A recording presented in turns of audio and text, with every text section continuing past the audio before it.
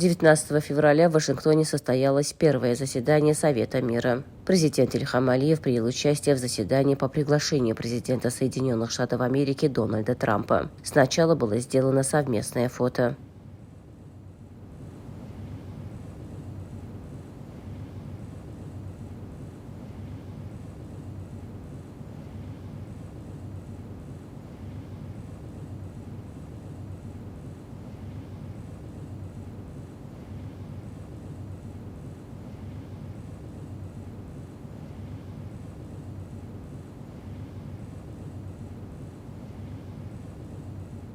На мероприятии выступил президент США Дональд Трамп. Отметив, что во время своего президентства он положил конец 8 конфликтам, Дональд Трамп подчеркнул, что добился мира между двумя очень важными странами и никогда этого не забудет. Поблагодарив лидеров Азербайджана и Армении за установление мира в регионе, президент США сказал: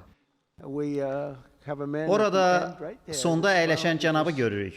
O gülümsəyir. Siz 30 ildən sonra sülhdə yaşamağı öyrənirsiniz, elə deyilmi? 30 il müharibə gedib və biz onun öhdəsindən gəldik. Sizə çox minnətdaram. Əla iş gördünüz. Siz dostumsunuz, ofisimə gəldiniz. Dediniz, mən 22 il, hətta 23 il mübarizə apardım. Bax, onunla. Onun həmkarı isə dedi, mən də 7 ildir rəhbərəm. Onunla mübarizə aparmışam.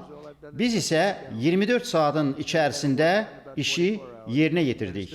Çox yaxşı sülh alındı. Düşünürəm ki, onlar artıq dostdur. Mən bəlkə bunu söyləməli deyiləm. Fikrimcə onlar artıq dostdur. Elə deyilmi?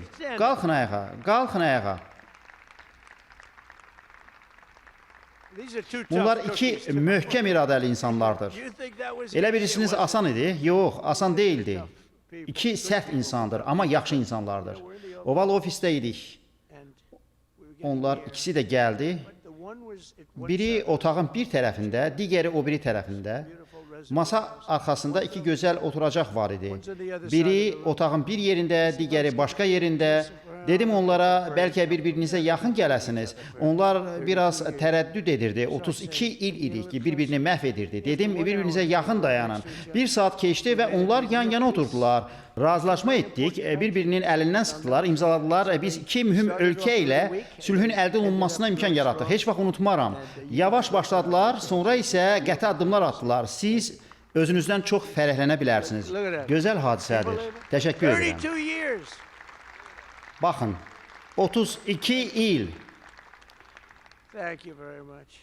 Затем были заслушаны выступления представителей других государств. В заключение заседания была подписана резолюция Совета мира о финансовой дисциплине и прозрачности.